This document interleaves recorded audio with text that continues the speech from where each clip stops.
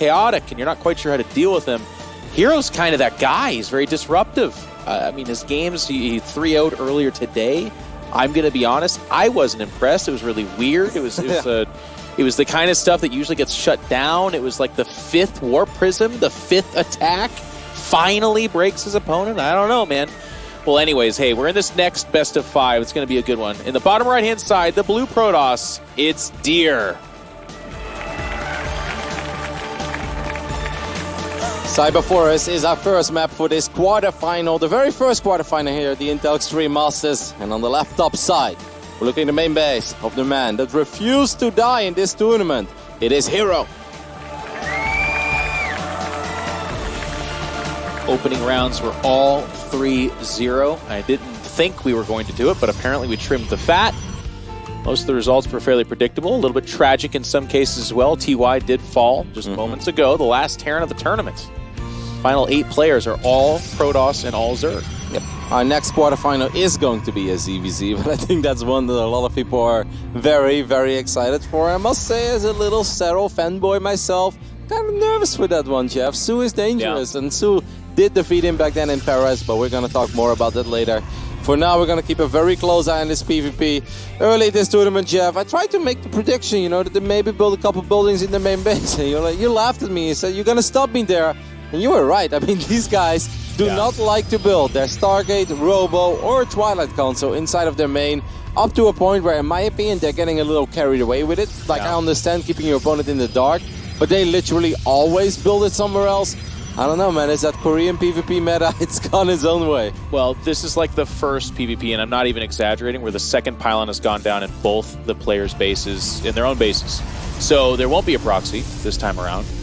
And that is crazy. Everything Kevin just said is actually true. If you've been following us through this journey of Katowice, it's been this ridiculous meta for the Protoss players. They believe you simply cannot do that. And here's part of the reason why. You're seeing that Stalker Sentry coming out for Deer. Sentry comes out, it's going to send a hallucination across the map. There's no way to stop it at this stage of the game. And it will see everything in that main base. Now on the flip side, HerO, as is what HerO does, is going to go with 2 Adepts here to open up. And Roddy, you were saying earlier in this tournament, this is something that you still like seeing because it had kind of fallen by the wayside. Yep, we see the Stargate as well. We saw a little bit of Phoenix play earlier today coming out by Trap. And I know that Trap lost, guys, but I think the Phoenixes put him in an absolutely phenomenal position in the first game. I mean, he should have obviously won. Theory. Yeah, he should have always won that game on Cyber Forest. But even in that second map, I think the Phoenixes served their purpose. They were doing all right and could have even done more. Deer does not know about this Stargate yet, but Deer is expanding very quickly. And in general, that's what you want to do. Now, of course, Oracles are still very good in this matchup as well. Yeah. So maybe HerO goes for an Oracle opening here. I kind of like this, at least in theory, the opening from Deer. This is, if you watch, you know, StarCraft 2 streamers, this is the PvP build that most people do. It's very tried and true, very standard. It's very safe. The hallucination goes across the map, even the Robo to follow it up. And he's just doing this because HerO's the guy that gets crazy very often. He's the guy that'll start going all in. The slightly faster Nexus for our Protoss players should be quite nice, but he sees that this is a real Phoenix, and that Scout actually does get denied, and it's more Phoenix behind that, Roddy. Yep. It's actually kind of nice if you open up with Phoenixes in Protoss versus Protoss when you're going up against the Robo. That means that Blink is not very likely. You don't have to worry about a weird Phoenix battle either. Of course, the good thing is for Deer, some people might be like, oh, Robo is useless against Phoenix. Actually, the best thing you can do against Phoenixes is have a couple observers out on the map. Observers are going to reveal from which direction the Phoenixes can fly in, and then you can position your Stalkers and your Sentries a little bit better. So I don't think Deer is in panic mode now at all. He just knows I'm most likely going to eventually lose a couple probes. Let's just make sure that I don't lose an insane amount. Yeah, and if you're on the HerO side of things, it is actually, as our observer showed us there, a pretty quick Robo to follow it up. So it's not going to be mass Phoenix per se. I know that Kevin was saying this in the green room kind of off stream, but he, you know, you prefer more Phoenix. That's fine, kind of snowball from there. But these guys, minimal Phoenix, and then right into the ground forces. Yep, it's very, very quick that he stopped with it. Like, not even 4 or 5, which is what most of the pros do. This is only 3. So it almost feels like HerO is really trying to keep Deer in the dark, hopes that Deer does what he's supposed to do against the Phoenix. Ooh, did he see that Immortal? Okay, well, I don't know if he saw it, but this is already telling. You see a robotics facility, you see it being chrono boosted out.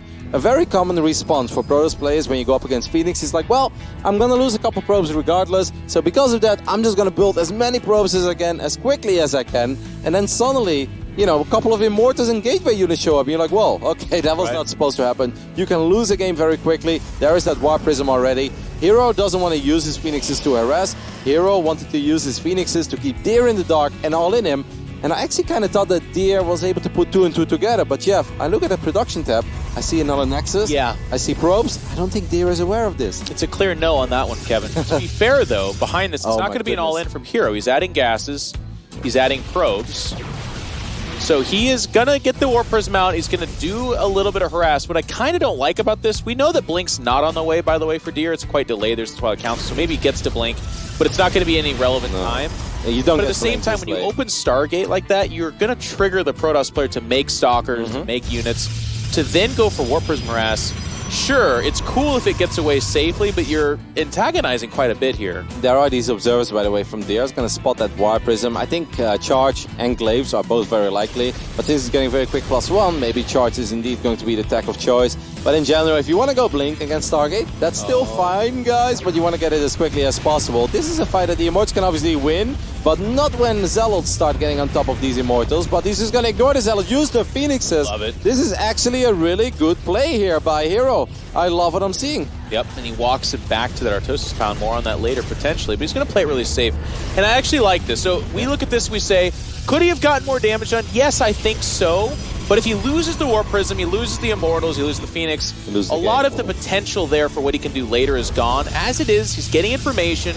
He's going to get some probe loss like you were talking about earlier, Roddy. And he sees the third developing. So that's more valuable to me than the potential to go for a really aggressive play. Would have liked to see the Immortals work on that pylon there. Getting the Nexus is a bit unlikely, but picking off a pylon is always nice, especially since Glaives is about to finish up. And even though HerO didn't attack immediately, he was still planning this massive attack all along. Archons are very, very good against it. Oh no, he just cancelled the shield batteries, Jeff. He doesn't know. He's playing a tight game because Deer's playing good. Oh no. He's like, we're playing good StarCraft over here, right? And HerO's like, haha, nerd. No, we're not. I'm attacking you at all times. And here he comes. Now he's rebuilding them because now he's aware of it, but these batteries could have been done. Feedback does land. The Archons are still going to be good against the depths, but HerO just has so much. He keeps doing that. Okay, I mean, they're all going to make their way to the main. That's a lot of damage. He does get back with the War Prism and the Immortal, so now I like it. But Roddy, you and I were both nervous about that. But anyways, 14 probes die in the blink of an eye. Deer's giving chase, but guess what? There's 30 supply making its way to your natural. That Archon can't live forever. And now he's going to try to block with these units. The Adept's already shading towards the main. It's still good for HerO, obviously, if you look at the numbers, but I'm starting to get worried, because Deer will get +2, by the way, Jeff, and a couple Archons with +2. That pylon. What do you call that? Artosis. I believe it's an Artosis I believe it is. Where is the tasteless pylon when you truly need it? And that other pylon powers all the gateways. It's one other pylon.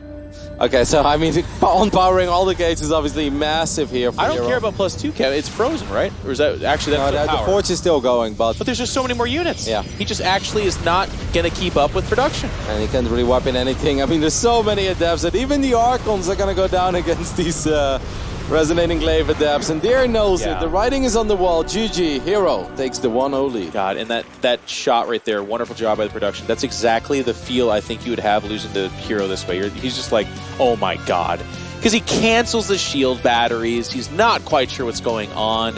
The War Prism was like circling around his main and natural aggressively. There's 3 Phoenix. There's so much oddities when you play HerO. There's a lot of things that are not reads, right? Like it's really cool. It's cool to see from HerO. It's not like it's complete and utter chaos and it makes no sense at all.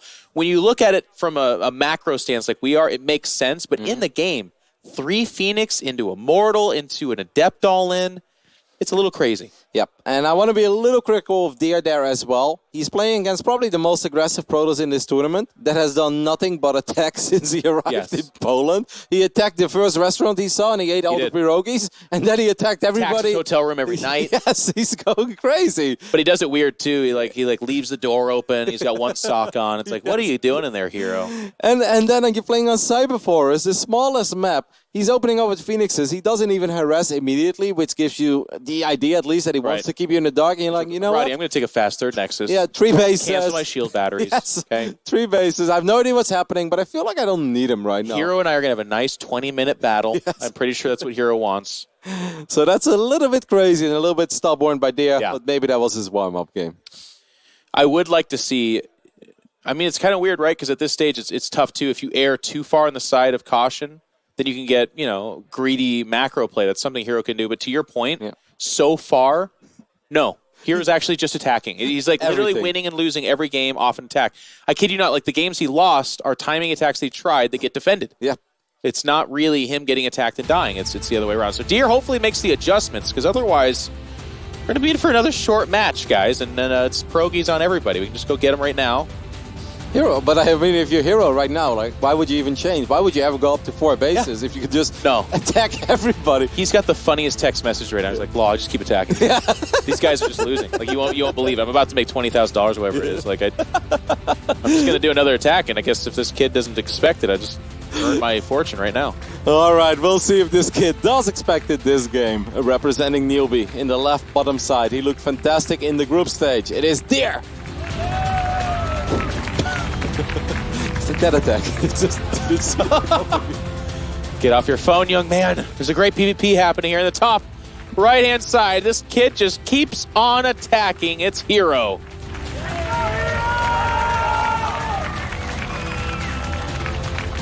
I like to think in HerO's mind right now, it's just like there's a, like a board with 3 options. It's like Adepts. What would the other ones even be? Like Blink Stalkers, maybe? DTs? Mm-hmm. Is it like, do I attack on 21 probes, 27? Or do I play macro? Let's macro a little bit, 24. You're pushing. Let's almost get 2 base economy going here. I mean, that second game against Trev, he had an expand and he was on 21 probes with 5 Warp Prisms attack. Like, I mean, I don't know how often all of you guys watch Starcraft, but that's just something you don't see. You literally, if you make Warp Prism attacks like that with Resonating Glaives Adepts, it's a 1 wave, and if you feel like you did enough damage, then maybe you try it one more time. I have never seen someone try the same attack 5 times and eventually succeed. No! It just doesn't happen. Name a time, when a Warp Prism gets made 5... Here's the thing, individual times, too. It's not like there was a backup Warp Prism or something like that. It was literally like, oh, I lost my Warp Prism, I'll make another. What am I going to do with it? I guess keep making my all-in go. He literally did that. It's crazy. Now, this map is obviously a great map for Blink Stalkers. It's a large map, and in general, the bigger the map, the more that Stalkers shine, because you can really control it, and as our awesome observer is showing us as well, there is plenty of area to blink into the main base. Now, that doesn't mean you have to go for crazy mass Stalker into the main base and sniper Robo and then make DTs or something, but even just hopping in 4 Stalkers into the main base. Look at those mineral lines, they're so freaking exposed. You can get behind it, you can start sniping some probes and still get out of there. I truly love Blink Stalkers on this map. So here's that artificial proxy pylon, as we can see. Well, I say artificial, but excuse me, it's being used, Twilight Council. And I've been liking this. My natural thought each time has been it's going to be a Dark Shrine, but it actually hasn't been each time. And as the probe leaves, it's totally fine. So it's usually blink off of that, as Roddy was indicating for me here, IRL. It's going to be a Robo opening from HerO. Yeah. And what can you make with that Robo, Jeff? 5 Warp Prisms, Kevin. That too. Make 5 Warp Prisms. You can start with 1. And then you start with 1. And you make an extra gateway. And then you go for some good old... HerO had a really funny build. Oh, it's Adept. It's Glaives. Really fast Glaives. Wow. This is the 6th Adept. No. So, well, I think this is something Zest was doing for a while. You make 6 Adepts. The Glaive upgrade is very fast. And every time they make a pylon to try to block this or a shield battery, you can actually knock it right down. So if they go for a Nexus... Wow, or you can just walk in, I guess.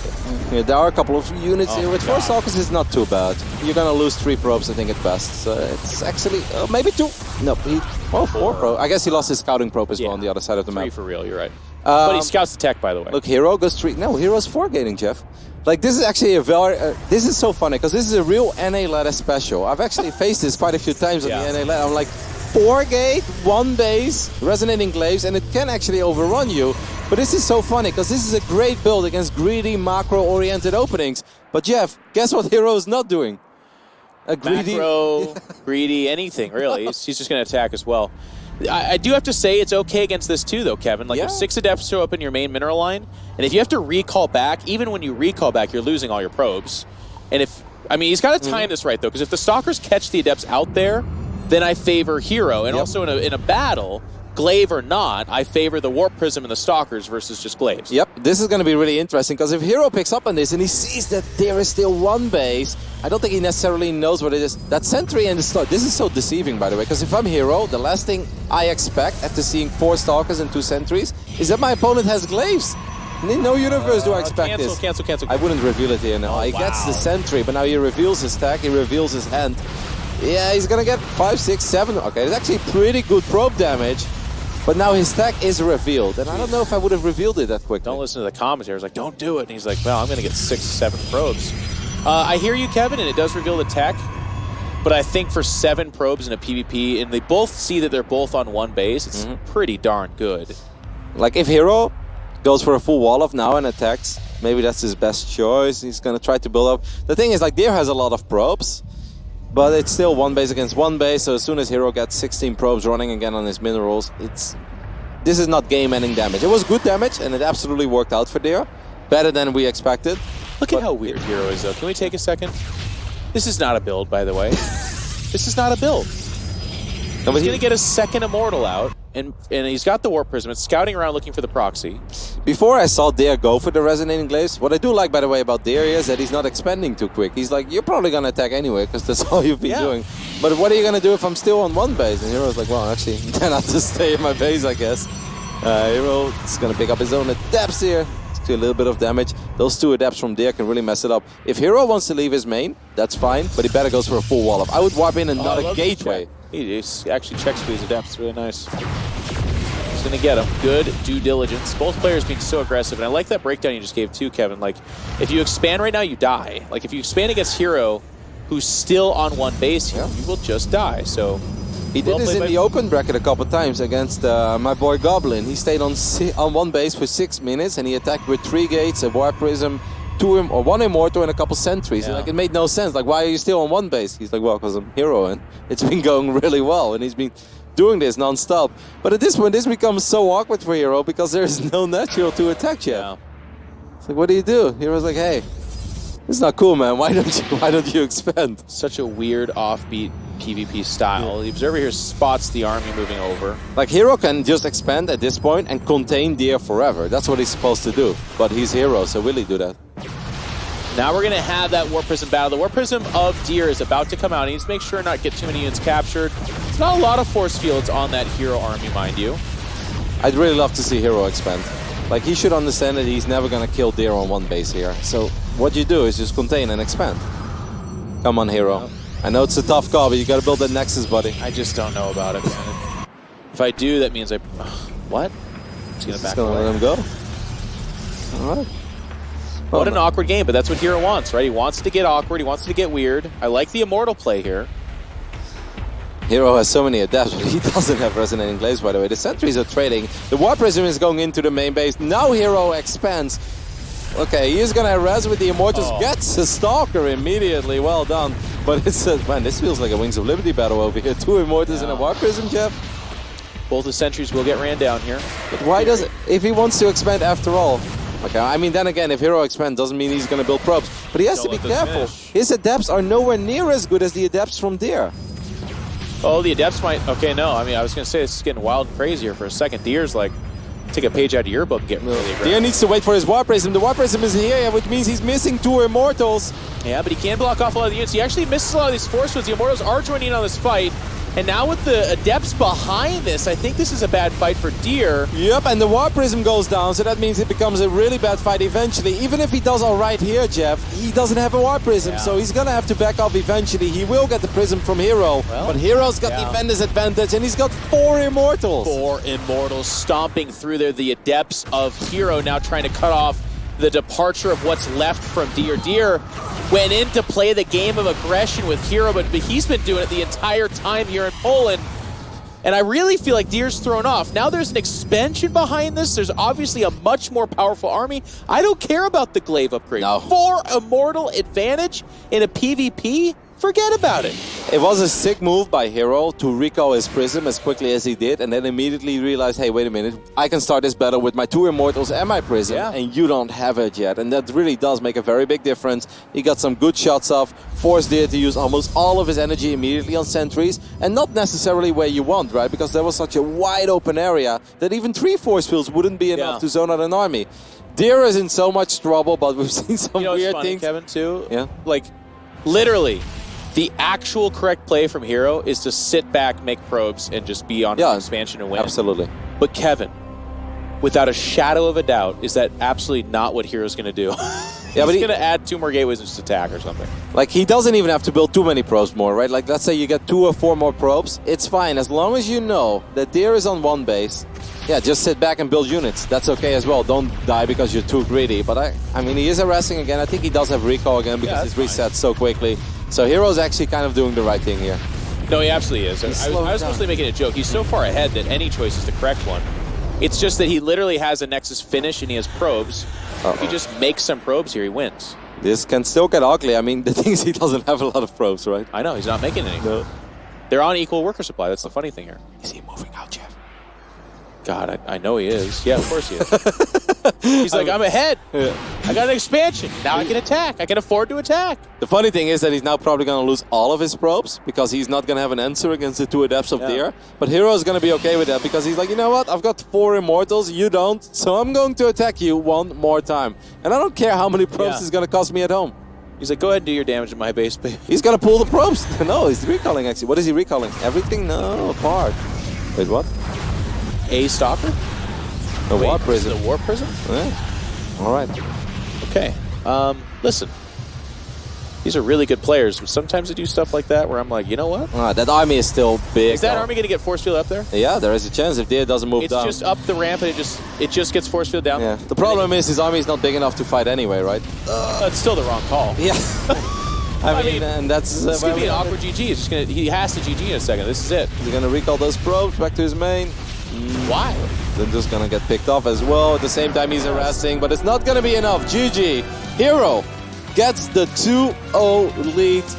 Jeff, I feel like now he's dragging Deer down to his kind of game, and he's like, yes, my comfort zone. 23 probes, let's party. It like starts, it's like this is a build as like a cool heavyweight boxing match. Everyone's there. But then HerO comes walking in. He's got his entry. They're playing the music, but he's dragging a kiddie pool filled with mud. And they're like, what do you got over there? And he's like, this is where the real fight's going to take place. And then instead of the boxing match, he just throws him in the kiddie pool of mud, and they start frolicking around. It's just getting weird, man. Deer, everything about that, right? Like, he was like shading forward to get really aggressive, but like you said, it's HerO that is able to make the faster calls. His Immortals join the fight, they immediately snipe off the Warp Prism, and that was it. 4 Immortals versus 2 to begin with, though. Like, it's not like Deer had such an advantage that he clearly could just run him down and win the game. He like won the fight kinda, and he killed 2 sentries, but none of that is like the X factor. None of that is like you can go win the game now. Nope, but it all starts with that build, right? The 4-gate resonating glaives build. That is a build that is very good to punish certain very greedy openings by Protoss. But we know that HerO doesn't go for too many greedy openings, so maybe it was a one-off, maybe not. I'm just afraid that he made a full 180 after that first game, and he's like, all right, well, if you're going to all-in me, then I'm just not going to expand at all. But that also is way too far on the other side of the spectrum. Against someone like HerO, it's still completely fine to do your regular opening with your regular quick nexus. Yes. It just comes to that mid-game, you know. Don't blindly go into 50 probes and 3 bases and also get a Twilight and a Robo. That's when you're really pushing it. But you should never lose faith in your basic fundamentals and your basic build orders, because there's a reason why that's the meta. Just because it's really solid and good. You're not wrong. I'm going to play a little bit devil's advocate because I think it's not the build that lost him that. It's the decision making. Like, the Adepts actually did their job. He did great harass. He was on equal or more workers the entire time. But it was just like the aggression and the decision-making inside of that I felt like that's where HerO got his win, but also kind of to a certain extent where Deer threw it away.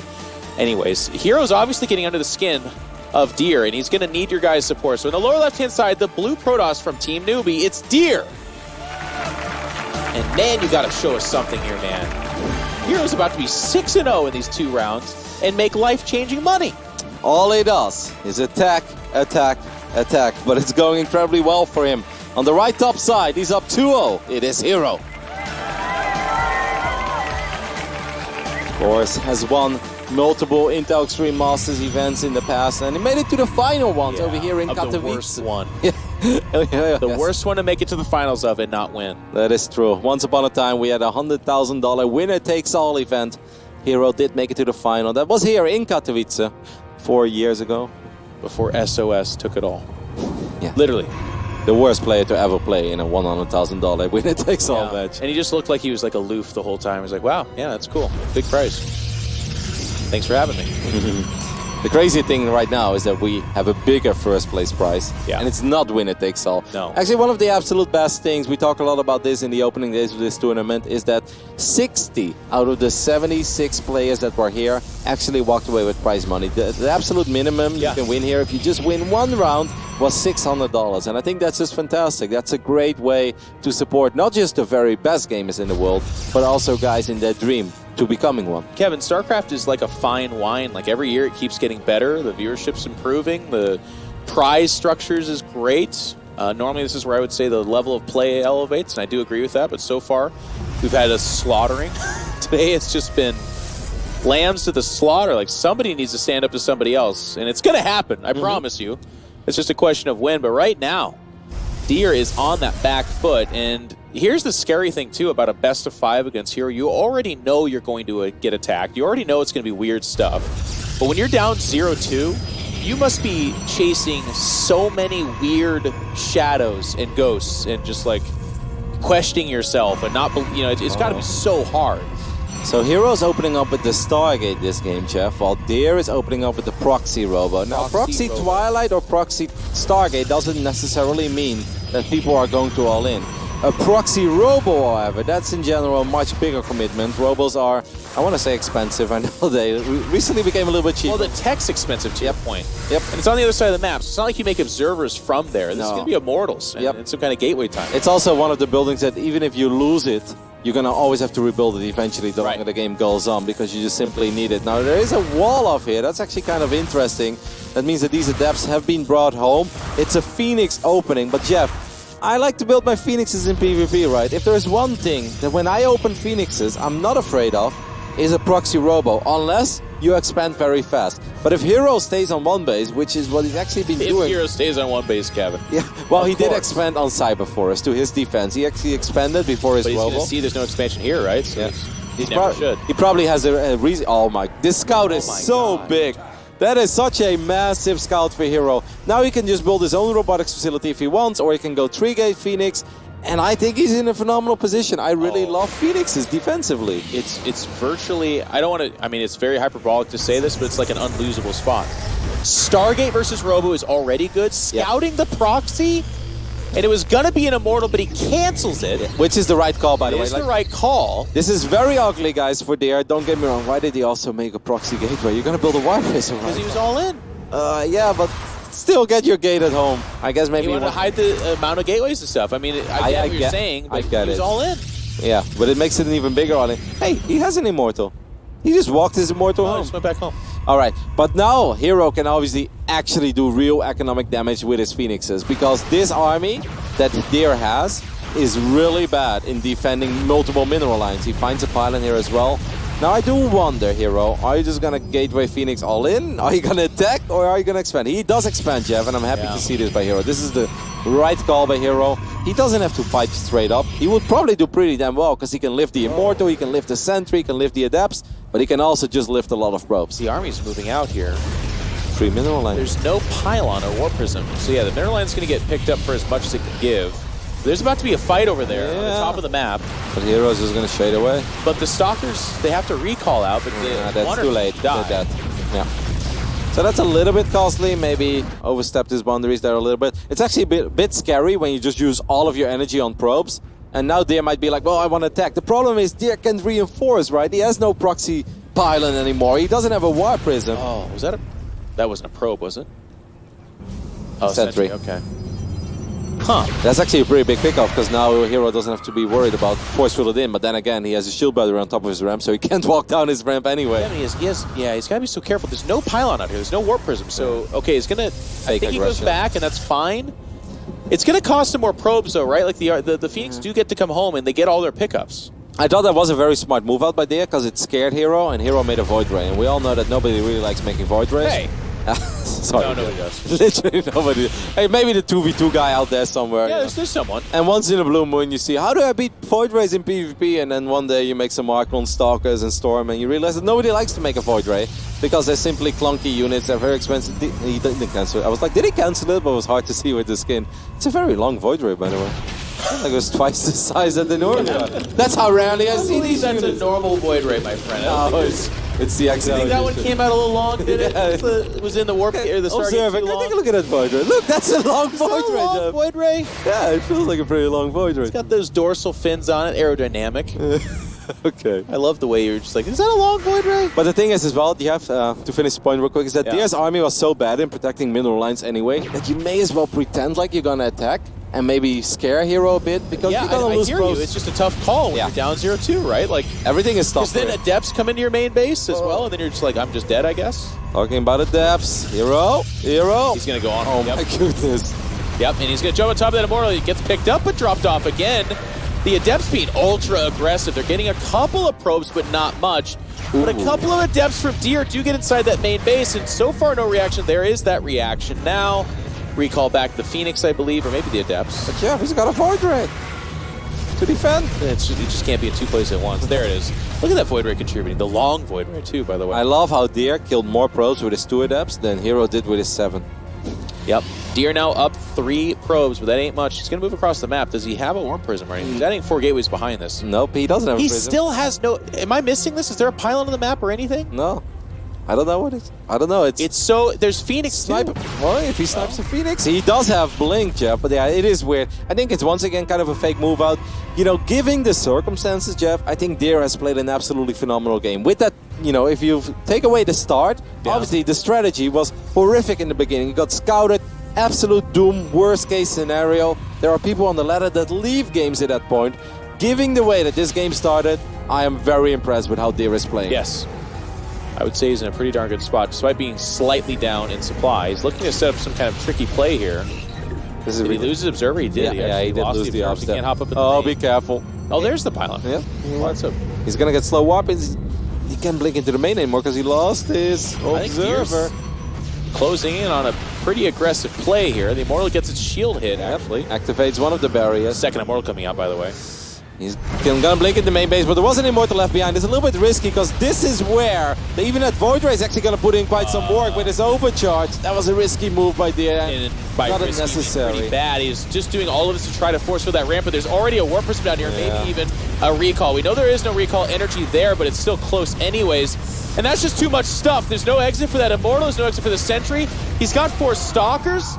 HerO anticipated that move, man. He left an Immortal behind. He was so close to the ramp. Oh, and these are slow weapons as well, so the reinforcements arrive late. He can't even get the long Void Ray. Unbelievable. And now he's got slow Warpins. He's feeding into a loss. And HerO is closing in on his second 3-0. He's got those 4 Immortals.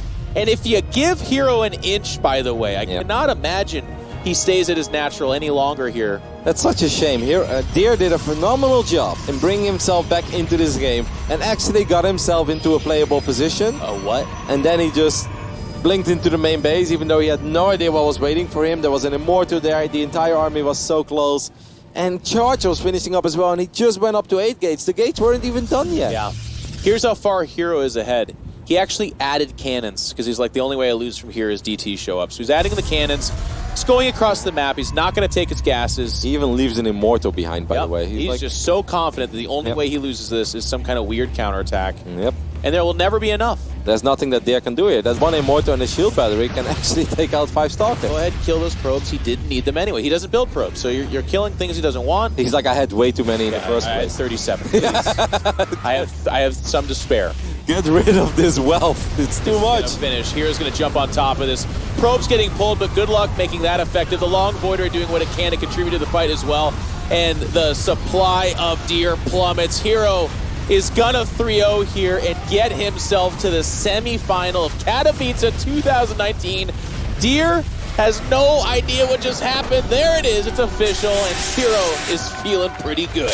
It's absolutely amazing what HerO is doing. He's 6-0 today in PvP against 2 world-class Korean Protoss players. Their games, they don't look the way they normally do, but HerO gets another big W and secures his ticket into the semifinals. And he's always had some kind of special IEM magic, and we're seeing it. We're living it. And I'll tell you, it's kind of funny. We have like a reverse caster curse too, right? Because we're like, he's getting here by the skin of his teeth, and it's really weird. Well, guess what? 6-0 later, he hasn't even dropped a map. HerO is ready for more. Ladies and gentlemen, we're going to go to a quick commercial break, and when we come back, Smix will be on stage with Mr. HerO here.